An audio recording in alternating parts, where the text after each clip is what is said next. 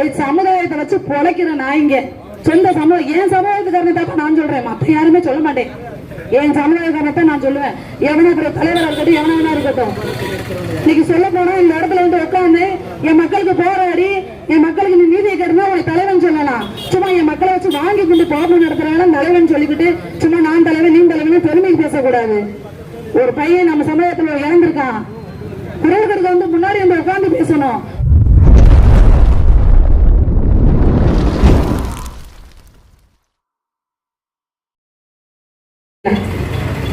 நீதித்துறைக்கு தெரியாதா? நீதித்துறையுடைய பரிந்துரையால தான் நம்ம அங்கிருந்து இங்க வந்து உட்கார்ந்தோம்.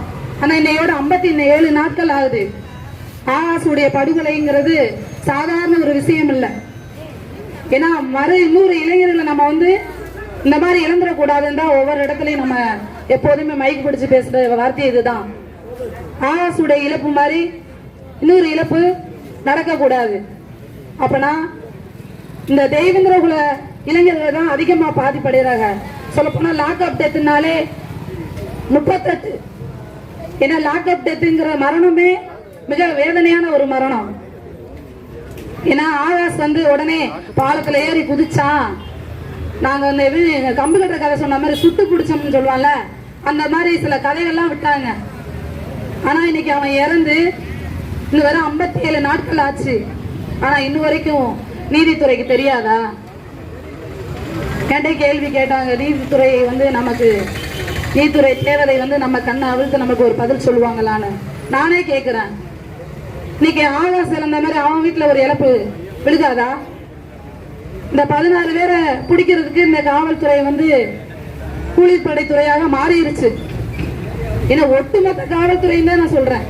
இன்ஸ்பெக்டர்ல இருந்து எஸ்ஐல இருந்து டிஎஸ்பில இருந்து எஸ்பில இருந்து ஏன் சொல்ல போனா கலெக்டர் கூட வச்சுக்குவோமே. 57 நாட்கள் ஆகுது. இன்னும் வரைக்கும் யாராவது எந்த அதிகாரியாவது இங்க வந்து நின்று இருக்காங்களா? இதறி என்ன நடந்துச்சுனே தெரியாது. ஆனா ரோட்ல வந்து மக்களுக்கு இடையூறு பண்றோம்னு சொல்லிவிட்டு ஒரு பக்கம் போராட்டம் பண்ணா, அவங்களெல்லாம் விட்டுட்டாங்க. நம்ம 5 நாள் போராட்டம் பண்ணோம். உடனே பரிந்துரை பண்ணி நீங்க போங்க, உங்களுடைய கோரிக்கை நிறைவேறப்படும் சொல்லி நீதித்துறை சொன்னாரு. ஆனா நீதித்துறை சொன்னது நடந்திருக்கா? 57 நாட்கள் ஆகுது.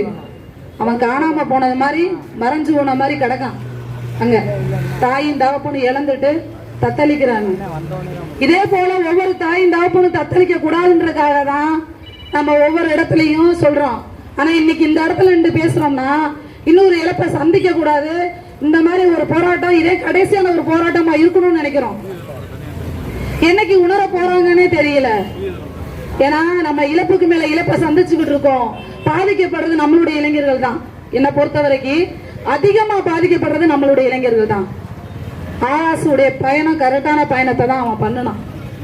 இன்னும் வரைக்கும் மது ஒழிச்சிருக்கான எவனாவது பாருங்க. இன்னைக்கு முதல் பார்த்தாங்க பாருங்க, அப்படியே தள்ளாடிக்கிட்டு தான் ரோட்ல. ஆனா அவனுக்கு எங்கிட்டாவது காவல்துறைக்கு லஞ்சம் வந்துருது இல்ல, வருமானத்துக்கு வருமானம் வந்துருது. இதுல கஞ்சா வேற அதிகமா. கட்டுப்படுத்த வேண்டிய காவல்துறையே இன்னைக்கு கொலையாளி ஆயிட்டாங்க. நம்ம கத்திய பிடிக்கிறோம், அவன் லத்திய பிடிக்கிறான். இதான் வித்தியாசம். கத்திய பிடிக்கிறவன் கொலையாளினா அன்னைக்கு லத்திய பிடிக்கிறவன் கொலையாளிக்கு சமமா ஆக்கிட்டாங்க. ஆனா சொல்றோம் காவல்துறை தான் நமக்கு பாதுகாவலர் இருக்கிறோம். உண்மையுமே நான் அதுதான் உண்மையை நினைப்பேன். ஒரு சில டைப் நல்லவங்க இருக்கிறாங்க. அந்த நல்லவங்களுக்கும் இந்த மாதிரி தற்கொலை நாய்க போல கெட்ட பேர் வந்துருது. 16 பேருங்க ஒரு உசுரை அழிச்சிருக்கான். அந்த 16 பேரையும் பிடிக்கிறதுக்கு நேரம் இல்லையா? அப்ப நீதித்துறையும் துணை போகுதா? இத சாதி ரீதியா செயல்படுறாங்களா? இந்த இனத்து பையன்றதுனால செயல்படுறாங்களா என்னமோ? ஏன் நீதித்துறை என்ன சமுதாயம் தெரியல? ஏன்னா அவருக்கு தெரியாதா? இறந்த 57 நாட்கள் ஆகுது. இன்னும் நம்ம பையன் இன்னும் அவனை கூட சொல்றாங்க எல்லாம் போனோம்ல, அவன் சாமியா போயிட்டான். அவன் போனோம்ல இல்ல, அவன் சாமியா போயிட்டான். அவன் உண்மையானவன். ஏன்னா போலீஸ்காரன் மிரட்டியும் உண்மையை சொல்லியிருக்கான். நீதித்துறை வந்து அந்த அவனே கொலையாளின்னு ஒத்துக்கிட்டாங்க. ஆனா ஒத்துக்கிட்டு இன்னும் கண்ணை அவிழ்த்து விடலையே, நீதி கிடைக்கலையே நம்மளுக்கு. 57 நாளும் இந்த இடத்துல போராட்டம் பண்ணிக்கிட்டு தான் இருக்கிறாங்க.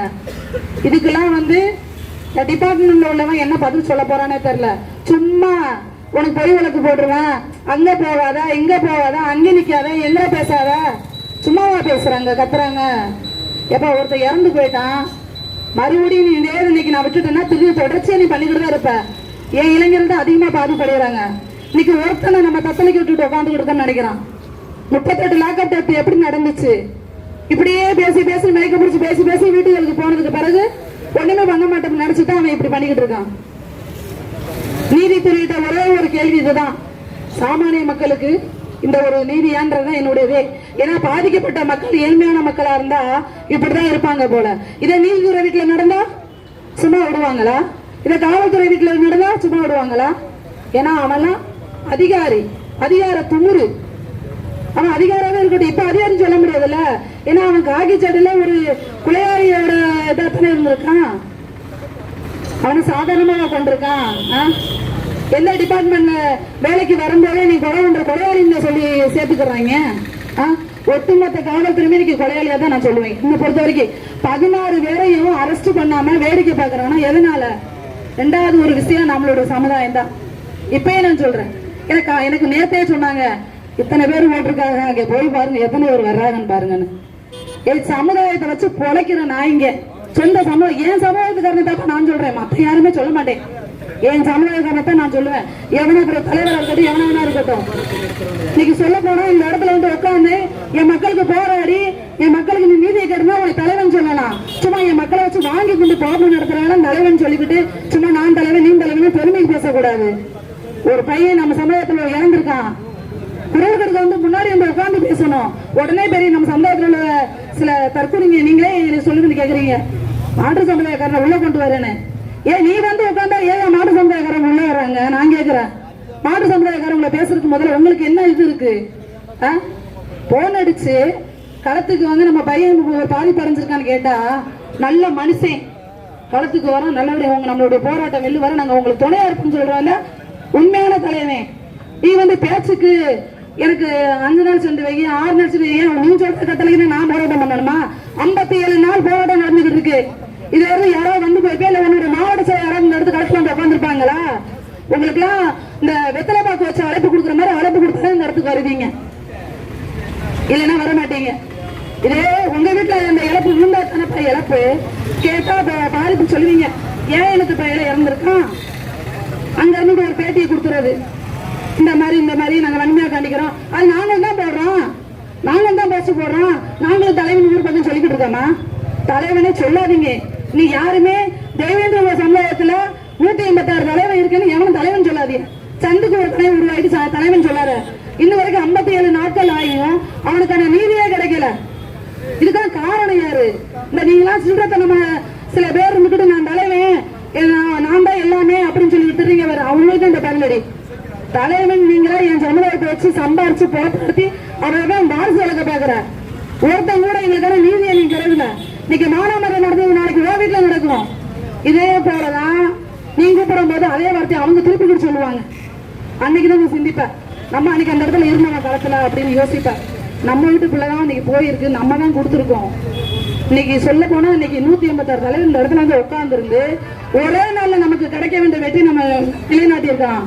ஆனா யாருமே வரல. என்னை பொறுத்த வரைக்கும் நாங்க நினைச்சதான் நடந்துகிட்டு இருக்கு, எப்பயுமே அதான் நடக்குது.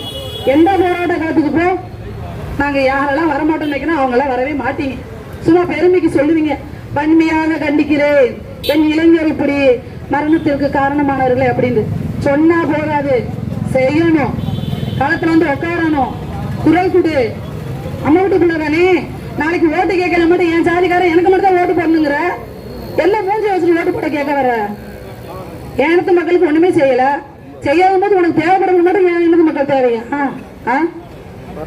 2வது சிபிசிஐடி விசாரணை அன்னைக்கே நாங்க மாற்ற சொன்னோம். எங்களுக்கு தேவை சிபிசிஐடி வேணாம், சிபிஐ விசாரணைக்கு மாற்றுங்க, இதுதான் எங்களுடைய கோரிக்கை. 2வது ஆகாஷுடைய மரணம் மிக வேதனையான ஒரு மரணம். அவனுக்கு நீதி கிடைக்கும் வரை இந்த போராட்டம் இன்னும் தொடரும். இதே நீதித்துறைக்கு மறுபடியும் சொல்றேன், எங்களை தூண்டி மறுபடியும் ரோட்டுக்கு மக்களை இடைவெளினா வைக்காதீங்க. நாங்க மக்களுக்கு இடையூறாக போகல, எங்களுக்கான நீதிக்காக போகணும்னு நினைக்கிறோம். ஆனா இத ஒரு பிரச்சனையா நீங்க வந்து எங்களுக்கு இன்னும் ஒரு நாட்களுக்கு எங்களுக்கு உண்மையை சொல்லவில்லைன்னா, இந்த குறைகளை கண்டுபிடிக்கவில்லைன்னா கண்டிப்பா மறுபடியும் மீண்டும் நாங்க ரோட்டுக்கு போக வேண்டிய நிலைமை வரும். ஒவ்வொரு கிராமங்களையும் ரோட்டை மறைச்சு உட்கார வேண்டிய நிலைமை வரும். அதுக்கு ஆளாக்கிறாதீங்க. நன்றி.